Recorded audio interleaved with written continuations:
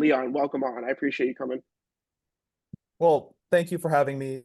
I really appreciate it. And hopefully I'll be able to share some stories or at least some perspective that will help the people watching. Yeah, so we could start right from the beginning. So I know you worked for ERA. I'm seeing Empower Realty. So it kind of explains to me what you did there and your experience as a real estate agent for them. Yeah, so I'm sure that everybody in the pandemic had a lot of spare time. And so me too as well. This was like during the rise of TikTok, and I know Instagram Reels followed shortly after.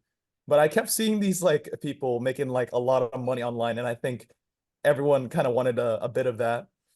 And so when I was younger, I guess like 2 to 3 years ago, I had a lot of time and I was in community college because I wanted to save money for my family. And so what better yet than to start something that didn't have a high barrier to entry. All you had to do was take a test, and if you pass the test, you become a real estate agent. And that kind of began my track of entrepreneurship because I gave the realtors around my area a call for some mentorship. And what ended up happening was one person said yes. They said, I'll teach you some stuff. And so that company happened to be ERA, Empower Realty. And then through that, I've had a lot of rejections since I was so young in real estate. Obviously, I think when you're buying a house, which is a big deal, people tend to trust like older people because if you look older or you have more experience, then you're more likely to have the trust there. And as for me, it was always an uphill battle. But luckily I got to dive into like leases, apartments and whatnot. And that has a smaller commission. So basically the big time agents would be like, okay, you can handle this. You can take that. And I was able to gain a lot of experience just from talking to people and trying to negotiate and learning the basics of business without being necessarily in business school. So that experience overall, I think, was very positive in kind of giving me rejection therapy, which I know people in business have to deal with all the time. Yeah. And I see that you started it in 2021. And as we're both in college now, I can assume that you were way younger then. And so it probably was even higher barrier to entry to actually close deals and do stuff of that nature. So, what do you think are some of the lessons of having to do it so young and trying to get into a business where you are right? I could definitely imagine how the older gentlemen, they can close deals easier just because they kind of build easier rapport. This guy is 18 years old trying to sell us $1 million property. Yeah, for sure. Uh, I think I think that one of the main things that I had to learn, especially trying to catch up, is that you only really need the experience and you got to really know what you're in it for. And so when I saw these people get so much money, I was like, "Oh, why can't I do that?" I mean, of course, like as you build years and years of experience, you kind of develop like an acumen for business. You know how to talk and you develop like kind of like the confidence needed to convince people. Because I honestly think a lot of it has to do with your confidence or how you portray yourself. I think that's with sales as well. I'm sure if you met any salesperson, they have like a swagger or confidence or bravado to them that helps them kind of carry themselves through conversations like charismatically. And as an introvert myself, it's kind of really hard to like have that personality. So one of the main things was convincing myself that I'm capable of doing it. And no matter how much I learned, it wouldn't have any effect unless I put it into practice. So especially in real estate, I had to learn that large jump of just switching personalities and not taking it too personal. Because if I did end up getting rejected, which happened a lot, it was not necessarily due to me because I did the learning, I did the knowledge, I have the information, but I didn't necessarily convey it in the best way. And I guess that's part of the human element of business, where, regardless of how good you are, sometimes it just doesn't work out. Yeah. And then also, like, I kind of like the term I'm gonna steal that from you, rejection therapy. I think that is the ability to handle rejection, no matter what business, no matter if you're in corporate entrepreneurship, whatever. I think that is probably one of the most important lessons ever. And I think that's honestly the barrier to entry that keeps a lot of people out from doing anything in entrepreneurship, especially. But I know even in like raising in corporate land and everything like that. So, what do you think? What would you place the importance of rejection therapy, as you would call it, in whatever setting of business you've been in? Yeah, I think everyone will agree with me when I say this, but rejection always hurts. It always does. And no matter how thick your skin is or whatnot, I think every single time we get rejected, it kind of brings us down a little bit more. And I know that if you deal with 100 rejections a day and you still like have steaming passion to accomplish your goals, then kudos to you. But I think whether it be in corporate or entrepreneurship route, there's always going to be people that disagree with you. And I think that's just a well-known fact. Regardless, whether it's a client or your own team disagreeing with you, there's always going to be conflict, I'd say, in business because everyone thinks that they have the next brightest idea and it's better than yours. Unfortunately, that is the case. And it's just human from a psychological perspective that we think we're right. We may not even have the fact, but we just think that what we think is right. And so that inertia is definitely difficult to deal with sometimes. But I think this is my number one goal when I try to convince somebody. It's not necessarily about having them make that decision right then and there, but just considering the idea because that idea starts building up over time. They'll start to recognize it and then they'll convince themselves. But it takes time. So whether that be in corporate entrepreneurship, just plant the seed of the idea and then people honestly will convince themselves if you give it enough time. Yeah, and as I think like one of your main emphasis is, correct me if I'm wrong, is in marketing and psychology and all of that. That's a very like honest approach from your experience. And so I remember I'd always used to see like billboard advertisements, and I'd think to myself, well, is anyone actually going to convert by seeing a billboard? But I think it's more of what you were saying, where it's actually just nurturing that idea. So like I always see like Monday CRM on every billboard in Dallas, and but when I actually needed to have a CRM, and I saw Monday come up, I was like, you know what, I've seen this, and so subconsciously, I think I trusted it more. So I definitely agree with you on what you're saying for that. So Yeah, do yeah, you know the people of McDonald's? Like, it's not necessarily like we always eat at McDonald's, but it's so ubiquitous and it's everywhere where we'll eventually just try it when we're on a like a road trip or we're hungry at like 3 a.m. So that's kind of what's doing to us. Like at a yeah, deep level, our subconscious kind of gets wired to a certain approach if we see it enough times. And I know that I've been thinking about Samsung a lot, and I think our phones as well. It displays only Samsung ads, and I think my phone is listening to me, but we won't dive into it too much. yeah. That is for another podcast, and I have some thoughts on that too. But we can go now to your next. We have a lot of time, obviously, but want to move along to Break Potential. I see you're the co-founder of that company, and so kind of want to learn what you did for them. Kind of explain to the audience what that was and your experience with them in Yeah. building it. So as an entrepreneur, I think we start side hustles at some point. I think that's gonna happen. And so this was during COVID again. This is where it all started. I remember playing tennis on a tennis court one day, and I was a varsity and state ranked player at the time. And one of these kids just walked up and said, "Hey, do you coach?" And I'm like, "Well, I don't, but I'll consider it for you." And so that kind of began the journey of me coaching more and more people because I taught one person and they became quite good, and then their friends would know about it. And then this is what it's called referral marketing. That's the terminology for it. But it was never intended to be a business, so to say. But throughout time, just more and more people were curious, and well, for me at the time, I had a lot of time. So I would just end up picking up a lot of clients, and just it kept on spreading. And the good news about it was based on my own time, and I could coach wherever, whenever, and whoever I wanted to. And so I also did free lessons as well because I do believe in like giving knowledge out for free. I wish I had like free coaches or people who would just help me out for free, especially when I was learning new skills. So I often try to give back in the community in that way.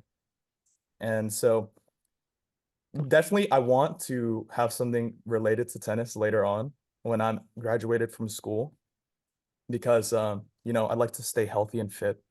And hopefully that concept of breaking your potential can evolve into something more. And I'm thinking a little bit about tech regarding that. Yeah. Yeah, super interesting. And referral marketing is the term you use. I see that story for many different businesses that we even on the podcast where, they got asked, oh, do you do this or whatever? Like even for me in my first business, I just was helping some people out with their resumes and just random little inquiries here and there about jobs. And so I decided maybe I should actually make this a business and kind of the same thing for you. It's just you develop such a skill for tennis that people just start asking you. And so it kind of feels like the next natural step to just take on clients, take on two or three, see what you can do. And obviously, I see you were involved with it for 2 years. And so it always turns into something bigger, but that's a super cool experience. And so, what would you say your time with building that company has kind of helped you with the rest of your career and that everything you're doing now and everything that and you'll be doing in the future? Yeah, especially since it started so early on, it kind of gave me that business acumen that I also built off of real estate. From here on, I started to understand the value of like branding and like these micro subtleties that involve itself with building businesses. Like we don't really think about these things when we consume them. Like we may buy Nike or Lululemon or whatever brand we buy into, but it's always for a reason. It's quality, but that brand kind of sticks with us for a long time. It helps us recognize it. And so there's going to be a million tennis coaches in the world. There's going to be a million brands in the world. But what makes it different is kind of either one, your personality or your sales side, or two, your actual product or what you actually coach. And so I learned about the brand and the product development side of it, and I mixed it in tandem, and that kind of helps me inform my consulting and marketing today while I'm working on these big clients. So just starting off small, the lesson still carries on to the future. The lessons are absolutely the same. It's just it looks a little different. Yeah. And I always view the lessons as like building blocks. Like even with rejection, it's not, you're being rejected and so therefore you should feel like a failure or whatever, but it's honestly the building blocks towards that first yes to your first client, to your first whatever, right? So it is really just a building block from my perspective. But we can move along to TRG. So you were a strategy intern. This was more recently during 2023. So I kind of want to know what you did for them, and obviously they're a pretty big company, and so how you helped them out that summer. Yeah, definitely a big jump from entrepreneurship, from being just like somebody in community college and just doing entrepreneurial things to going to a company and trying to apply the concepts there. And so I recently learned this, but entrepreneurship has kind of two routes. You can become a solo entrepreneur where you build your own business, or you can do corporate entrepreneurship. And I just learned this, but I'm sure many people have heard this concept. And so at TRG, they're very intelligent people there, and there's been a lot of restructuring, a lot of changes, and so I really asked myself, what do I even bring to the table, considering that these people are more experienced than me and whatnot. So one of my big things is that I try to solve one problem at a time, anybody's problem. And so I just walked up to managers or the directors and I would say, what's one problem I can help you solve? And so this is taking from the entrepreneurial approach. You're trying to solve somebody's problem. It's kind of like coaching too. You're trying to help build somebody or something. And so through that, I was able to implement a lot of AI solutions into their processes to make it like fast. Because in the agency world, things have to go very, very fast for your client. And so with that, people could do things that matter to them more, like the strategy part or the thinking. It's always the fun part. The day-to-day isn't as fun, obviously, doing like Excel sheets or like creating slideshows, but the thinking part was more fun.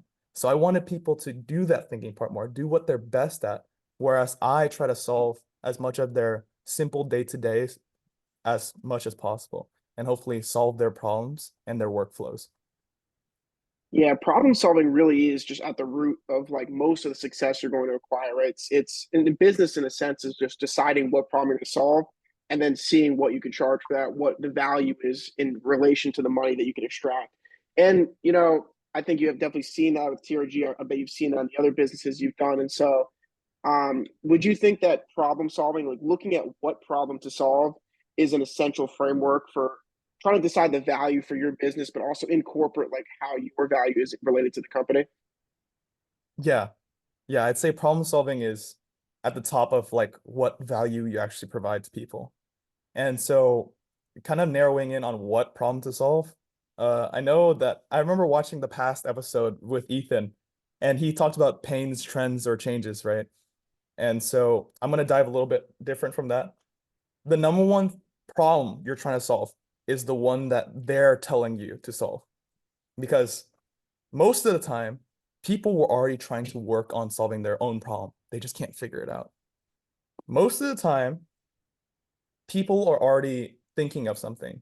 They already have some problem that's they're gravitating on. It's their severity of the problem is very, very high. So even though as a consultant or a marketer or a business person in general, you think it's this, but they think it's that. And so when we try to problem solve, it's not necessarily about what the real thing is. It's not about what the real problem is. It's about what the person you're working with's problem is. And so that perspective is really important because let's say, for example, I really want a chocolate bar at a 10 level, a 10 out of 10 level. And so I'm willing to pay a lot of money for that. I'm willing to pay a lot of money because I'm hungry. So maybe $10. If you ever been on vacation as well, you ever see the hotel water bottles? If you're thirsty, you're gonna pay for it.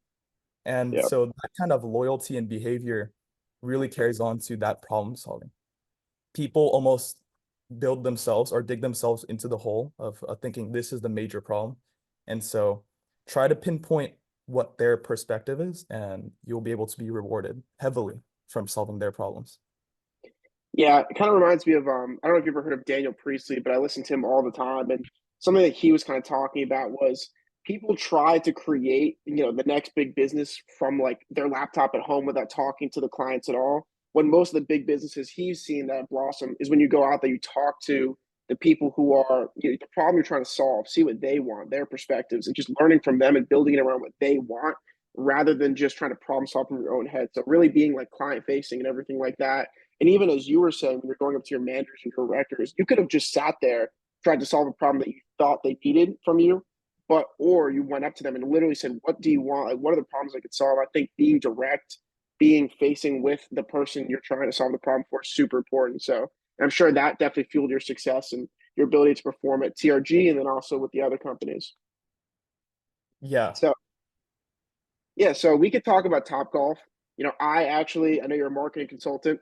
You have marketed well because I actually go there all the time, and I like TopGolf. So, kind of tell me what did you do for them? And I see you there for 5 months, so I'd love to know more about it. Yeah. Yeah. So to be like super transparent about it. So that when we first worked with Topgolf, it was actually from a course from SMU, which I'm very thankful for because they just released the course that year.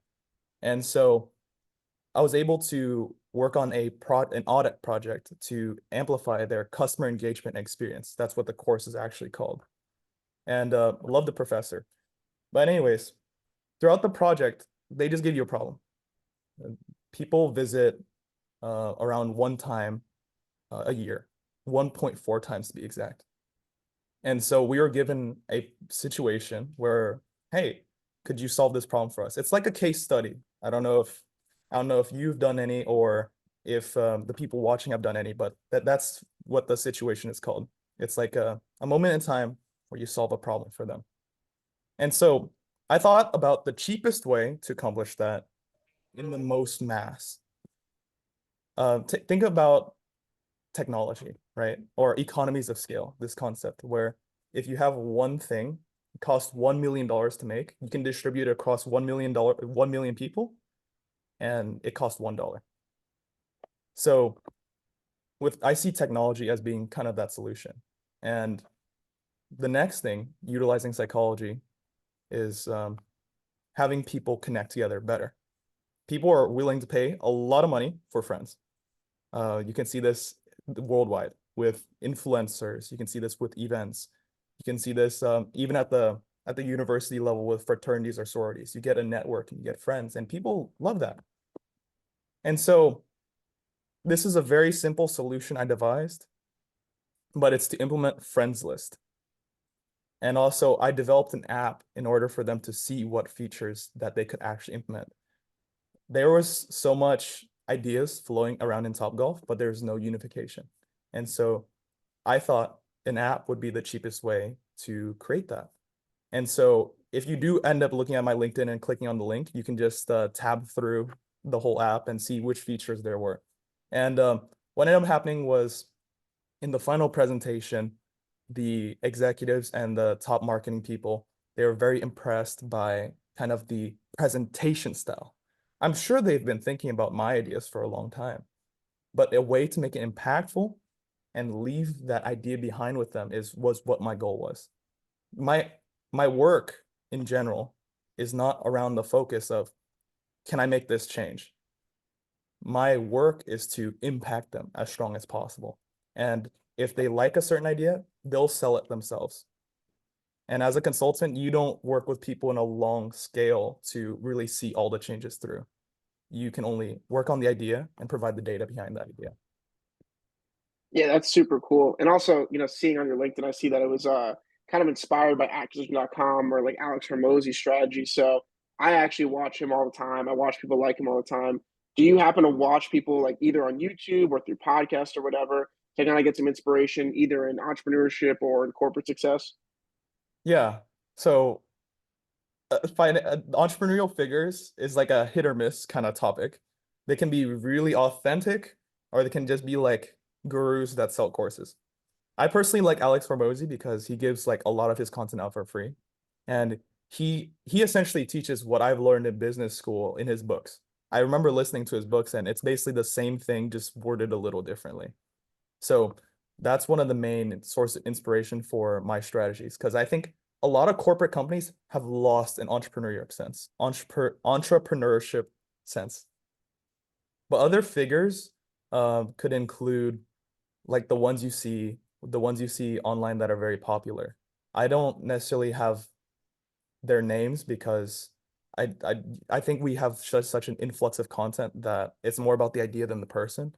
But yeah, for entrepreneurial wise, I think Alex Hormozy is like my personal number one. I don't really watch any other figures.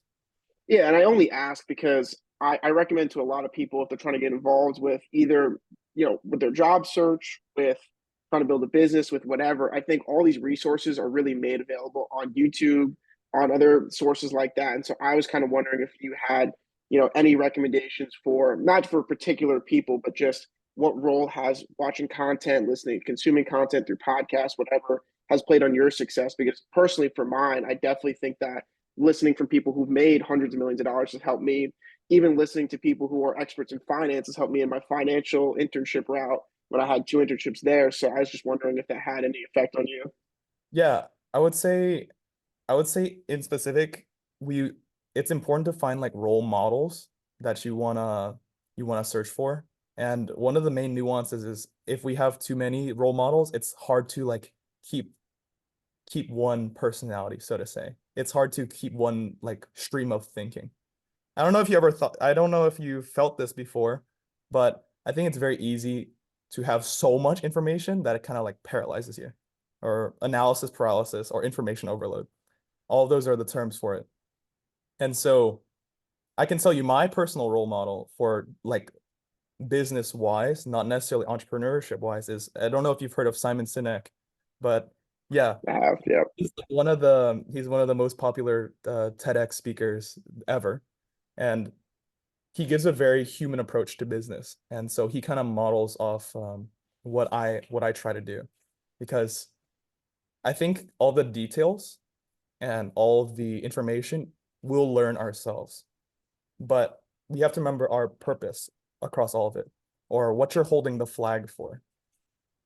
Most of the time, people often forget why they even started doing anything. Like if I start doing entrepreneurship and then I get lost in the money or I get lost in whatever I'm trying to seek, then yeah, it gets very hard to continue because that motivation won't continue. But yeah, to summarize, Simon Sinek, great speaker because he inspires you to remain true to your purpose. And that's who I personally follow. Yeah, along with that recommendation for content, that's a completely great point because I think people can get lost in just watching like short after TikTok or whatever, just all these different pieces of advice. And the truth is, for all these people, they're all saying kind of very similar things, but just packaged differently, kind of as we are hinting to earlier. And I think all these pieces of advice work. So I think, as you said, finding that one or two, maybe three mentors who you listen to and you take their word for it is the only way to do it and streamline it because you're going to hear all these different bits of information. You're going to get overloaded. So I think the only effective strategy is to find a select few that you actually can follow along and take their exact advice from it. So Yeah. we can kind of move along to Paragon One. I want to know what you did for them and kind of going over that. So tell me about what you did for Paragon. Yeah. So give me one moment. I think I think that I think all entrepreneurial people are very ambitious. And so I was out on a search to attain more experience through what they called an externship. And this is a concept in which instead of like directly working for the company, getting paid through the summer or winter or whatnot, you work with a company for a certain amount of time for a project, and you try to present your findings to the executives or the team that works at that company. And so it's like kind of like a bite-sized experience instead of more of a full continuous internship. And so I searched up these experiences and I stumbled upon what is called Paragon One, which if you search up as well, it is like a host company that has a lot of different externships. I know they have one with Snapchat. Previously, they had one with Meta. And overall, lots of different options for a lot of different categories in which you want to learn. And so SMU as a school is great, but one of the main things that they are missing is tech. They don't have a lot of gateways into tech or, like the West Coast, Silicon Valley stuff. So I needed to supplement that with Paragon One, which is a tech company, and it helps me break into the door of being in the tech industry. And through that, I was able to utilize all the education that I had at SMU. Like, remember, the same content, just packaged differently.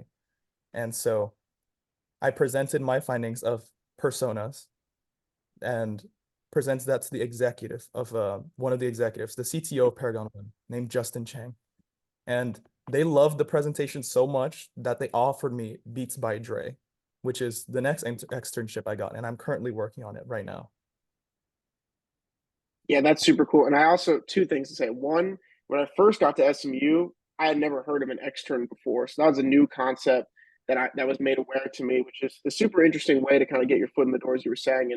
And also too, it's crazy to see what schools kind of have specialty and concentration in different areas.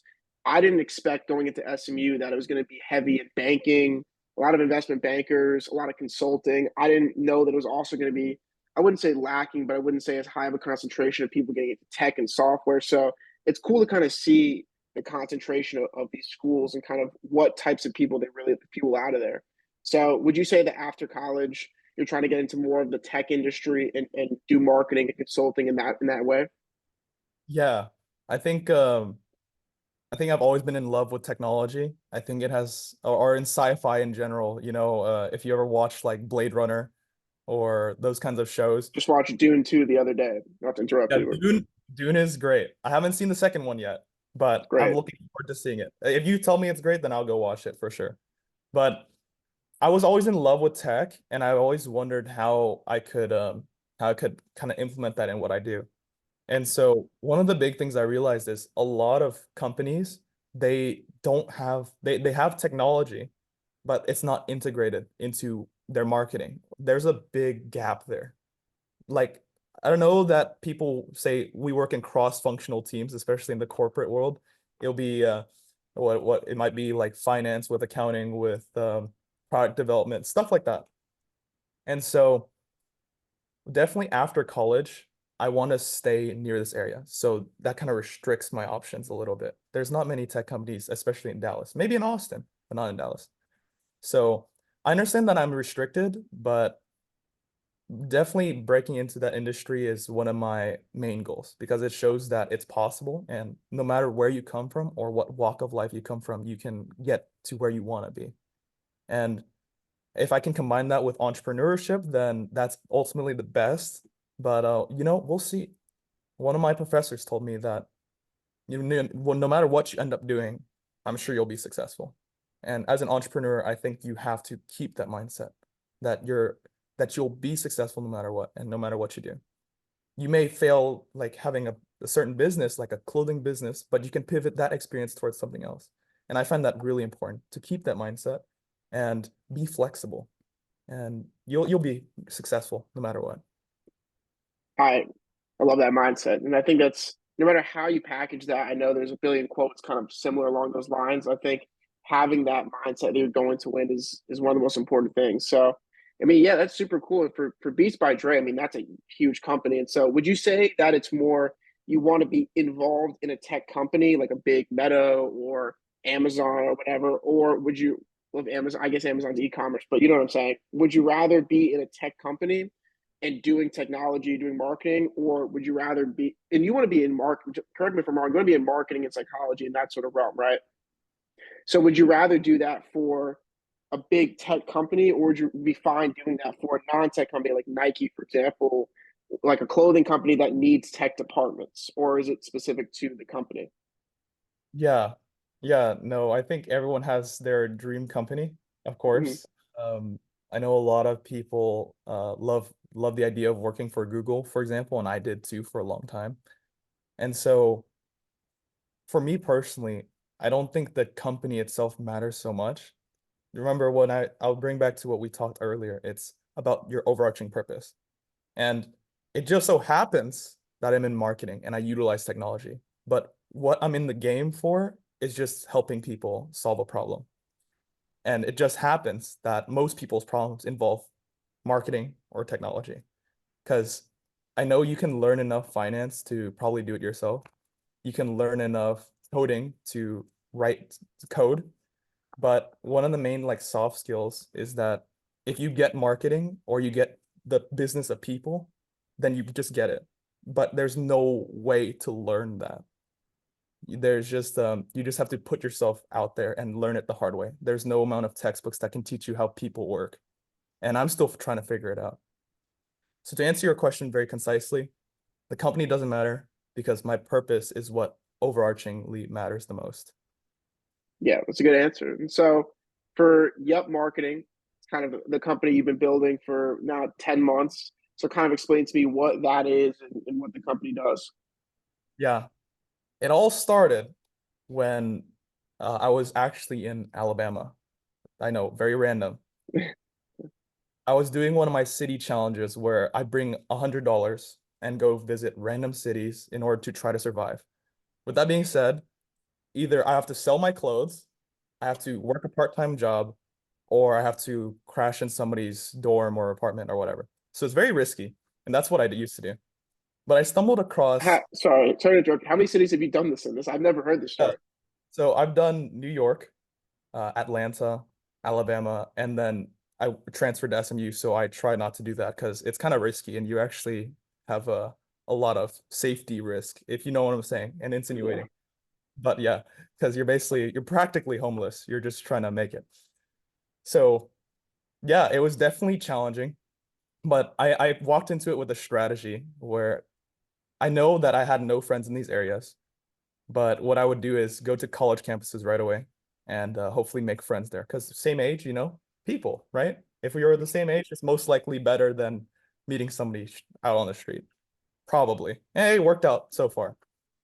But anyways, returning back to Yelp, I stumbled across a Vietnamese community, and I'm from Vietnam personally. I was born in Vietnam. And so I saw that these businesses were struggling, especially because they were in like a very diverse neighborhood that was just, there was so many people that did it better because they got the formal education to do it better. And so I said, would you like some help? And that's where it kind of started my entrepreneurial journey with marketing in particular. And so I would help these people just develop a better brand, develop reviews, develop everything that they needed. Or if I just walk through the customer journey, how can I maximize the value return back to the business? And so I continue that with Yup, in which I still provide a lot of businesses with free marketing. I just walk up to them. If I feel like they deserve it or I feel like they're struggling, then I will help them as best I can. And as for the paid side, I do that, in which if I find that there's a very competitive industry like roofing, construction, there's a million of them. I try to reinvest that into the business and take no profits from it because at this point, I think money personally, I don't spend anything. And so might as well spend that money to learn something new. Yeah, that's a very Hormozy strategy. Reinvesting that all back into yourself and learning new skills. And again, like I also don't think that I'm at the age and the stage of my journey where I need to be with all the money that I get from my company or whatever. It's not that I need to go out there and buy nice clothes. It's really to invest back into myself and to learn more. And I think I'm in a stage of learning rather than earning, as or yeah, than learning rather than earning, as Hormozy would say. So, do you think this is a company that you're going to try to scale up as you graduate college and whatnot? Or is this just something for now? So what are your goals for marketing? Yeah. It's always been in my head like freelance, as if I want to pick up the experiences that I want to learn about. It's always been kind of like that opportunity that you create yourself. Because no one would believe a person from community college can do anything. Like that's the truth of it. No one will believe you if you say, "Oh yeah, I have this experience that can help you help your business scale or generate a lot more money." Everyone I said that to, no one believed me.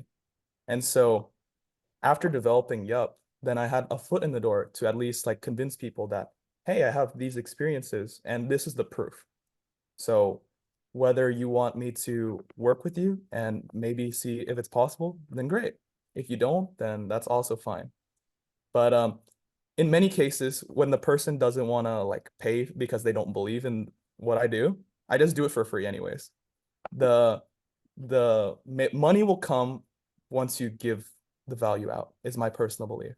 I think once you put enough value out into the world, it doesn't matter what you do, you'll get what you want. So that's how I see it. And in the future, I'll probably still help people and hopefully for free forever.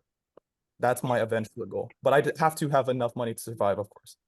Yeah, of course. And but even just with all the things you're doing, if you help out hundreds of clients, even for free, you're still getting so much value from them, having the experience to actually work with the company, develop their marketing, and get all the skills associated with that. So, again, the money will definitely come, especially in the fact that you're going to have all this experience to leverage. And imagine if you keep doing this for 2, 3, 5 more years, especially as you land that job at Google or whatever you're going to do after college. So, the skills will come and therefore the money will come after. Exactly. And I think I'm at a point in my life where I want to see what corporate has to offer. And so I leverage all the experiences from entrepreneurship and freelance to get positions that normally wouldn't be possible with just a classic college degree. And I find that the most rewarding experience. It was hard, but inevitably, when you have the entrepreneurial mindset, it never really leaves. And it what sets you really ahead of all your competition because you can think of ideas that other people can't. And that's the most important thing that I think entrepreneurship has taught me. Yep, I completely agree. I've seen that on my own journey because I've this is my second business now, but I've also had two internships in these two wealth management firms. So I definitely could see the transferable skills that you have in entrepreneurship and how it translates to corporate life. And I actually ask that question nearly every single podcast because most of the people I've spoken with have built businesses on the side. Not that they're trying to scale to be the next thing, but just that they've done in the past, they've done for a couple months. And every single guest has told me that those skills transfer in ways you wouldn't even expect in sales and the customer service, in the openness to be able to like explore new ideas, and that it always helps in corporate land. So yeah, we could talk about Southwest Airlines now. So again, Southwest Airlines, huge company. What did you do for them, and kind of walk me through that? Yeah. So this is continuing off the TopGolf experience where I built an app for TopGolf and it was part of a course, right? And so after that, after I did what I thought to be the best presentation of my life at the time, I leveraged that to speak with my professor, Marcy Armstrong. I really appreciate her because she's been a mentor figure throughout, and I find that very important as well. But that's a tangent. But after that presentation, I recommended that we work with an airline because the professor had very close connections with the airline, but it was very high stakes because, you know, an entertainment company compared to an airline, the problems are very different. And it's probably a lot harder with airlines because they're so established. There's a lot of rules, regulations, and people working together with airlines, especially TSA. That's the worst part. Sorry. But with that, I plan to utilize technology and AI, especially utilizing my approach, because again, a lot of companies, they're trying to do it, but they haven't figured out a breakthrough yet. You can see like Microsoft doing their Bing image generator to have more users or whatnot. And with Southwest, I have to say this. Everyone who walks into an airport generally feels tension. They don't feel good per se. They don't feel overly positive. No matter what airline you're flying, you don't really have like a great impression of the airport. That's just how it is. You may have gotten your stuff lost, you may have gotten a late experience, stuff like that. And so Southwest has programs like loyalty programs that are well known, like Rapid Rewards, or they have like their whole motto is love, right? That's why it's a heart. But I'd say one of the main things that I've targeted is that if you're a service-based company, like you're in the business of people, how can you make that consistent? How can you make a service consistent, right? It's hard, but I believe that personalization can help people feel a little bit better, especially when it comes to the airport. When you're told what your options are, or you're told what you can do, or you're told how much time you have, that helps mitigate a lot of the thinking that people have to do and make people feel a lot less stressed, more calm, generally have a better time. And so I'm doing that with AI, I'm doing that with people downloading the app because Gen Z is a growing market. And it's said that 88% of Gen Z own an iPhone. So to be honest, I think this idea will be one of the ideas that will be implemented very quickly because everyone's trying to do it, but I'm going to try to plant the idea that it genuinely has the data and the merit behind it to do it. Yeah, I'd like to touch on the fact that it's a great idea that service businesses, if you're in the business of people, then you should be consistent. You should really focus on having a good experience with the people you're working with. I always give the example of In and Out. Every single time I go to In and Out, it's pretty much the identical experience. The burger is never bad. It is the exact same. You know what you're getting, and I've never had it fail once, right? Not to shout out In and Out. But like when you go to a nice restaurant, if they give you a bad experience even once, that always rubs off on you. And it kind of showed me, and as I'm pretty much a service business, it shows me how consistency and the confidence that you can deliver the expectation they're intending to receive is so important. It's probably one of the most important things you can have in your service business. So would you say you place a super high importance on the service businesses you work with, that consistency is one of the main things to look at? Yeah, for sure. I think people always want to have a clear idea of what is going to happen. That's why we buy stuff. We rather buy stuff on eBay where there's like a middleman than just trade something with somebody else because they're untrustworthy. Like especially with a stranger, you're like, "Hey, I'll sell you something for $100." And then you're like, "Okay, so can I get the thing first or should I pay you first?" It's very weird. So people pay a lot of money for comfort. People pay a lot of money for knowing that it will work. People would rather have a lower value for for less risk. And I'm sure you've seen this in wealth management or finance. The risk is a big part of it. That's why a lot of people don't become entrepreneurs. If you were told you can make $10 million a year within 5 years, then you'd of course take that. But if the challenge was you have to build a business that does that, then people are like, I kind of want a confirmed route, like going through corporate, for example. So yes, I believe consistency and knowing what to expect is one of the biggest players, especially when it comes to business. And it's one of the challenges that everyone's trying to overcome. And I find that AI will at least provide some, like a very fast prediction of what you're gonna get through your own data, which many companies have. There's a lot of opportunity there.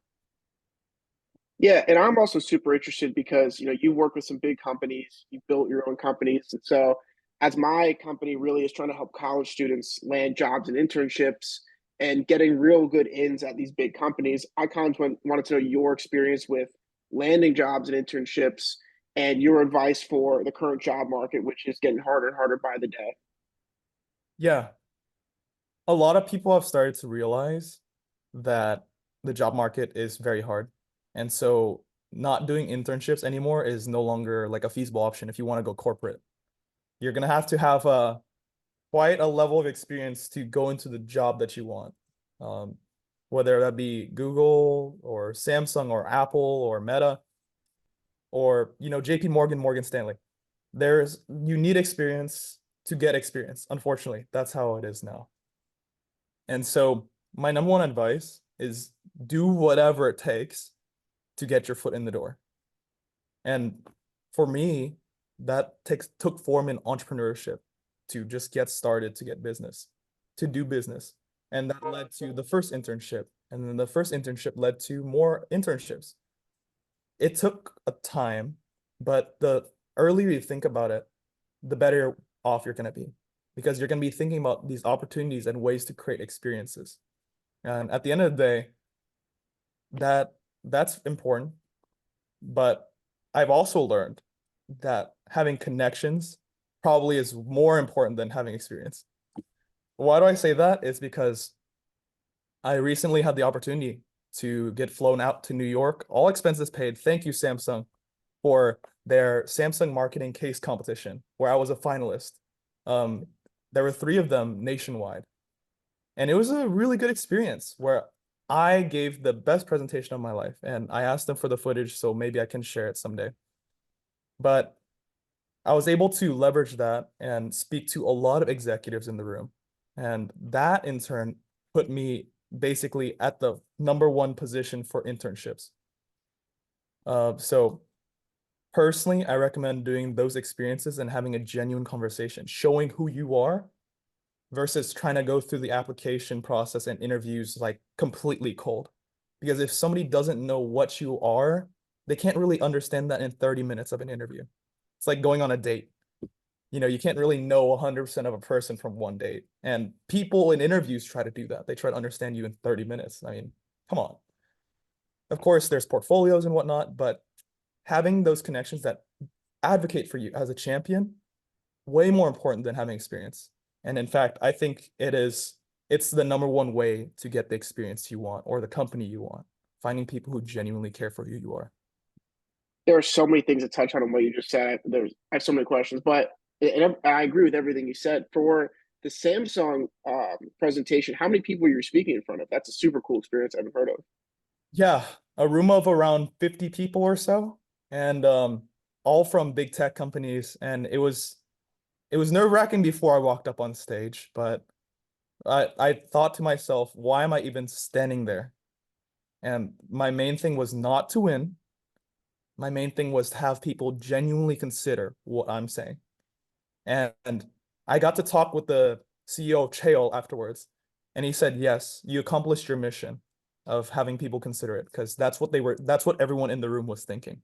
And I'm glad to be the one who said it. Yeah, that's super inspiring. That's super cool. And so, yeah, I'm trying to think about the other thing. I had another question, but we'll save that for another day. I completely forgot about that. But what would you say that public speaking is one of your strengths? And obviously, you're speaking in front of 50 people from the biggest companies in the world. You're at Samsung, they paid for you to fly out. Would you say that public speaking is one of your strengths? Then, even if so, would you say how much of a role would you think that play for someone, and should they develop that skill? So, kind of tell me about that. Yes. I think public speaking is not my actual strong suit, but I just had to develop that kind of personality over time. And so I'll bring back the saying that you have to carry your flag of purpose. Because if you keep thinking about these very unmeaningful things, or you're competing for like just a victory or an internship or something so arbitrary, then you won't perform your best because you'll feel nervous. You'll feel anxiety. You'll feel like, oh, I expect that with this amount of effort, I'll get this result. But if you carry your flag of purpose of why you even started doing all this, then you'll blaze a path that's very strong. And my purpose of being there was to say to them that they need to they need to stop talking about their features because no one cares about if Samsung has the best camera. They would just buy a camera itself if they wanted a nice camera. Nobody cares about the zoom. They would just buy like a Canon. like a Canon or Nikon camera. And no one cares about Galaxy AI because everyone has their computer and they can just go in Gemini, Bard, or whatever. So I'm an introvert and I wanted to get that message across. A very, very bold message saying they're basically wrong. And so cultivating the public speaking skill, I'm not a good public speaker in my head, but when I give the presentation, my purpose is way beyond me. I'm not speaking from Leon. I'm speaking from, I want people to change. Like the flag itself is stronger than the person carrying it. It's like soldiers, right? Soldiers carry the US, they all have a patch on their arm with the American flag. And all countries have this as well. There are soldiers wear the country's flag on their arm, and that keeps them fighting. It's not just, oh, we should win this battle. It's I'm fighting for my country, which keeps them going.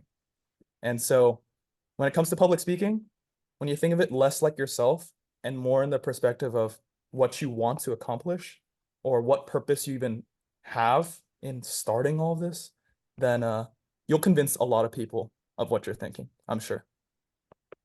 I think that would be a great note to end it on. And so, if you have any final thoughts, I'd love to hear it for the audience, especially as they're really trying to go out there and make the best career for themselves. So, any final thoughts for the audience before we end it for today? Yeah, my final comment, and this is the one thing I want everyone to take away from this call, is that no matter where you end up, just remember why you started.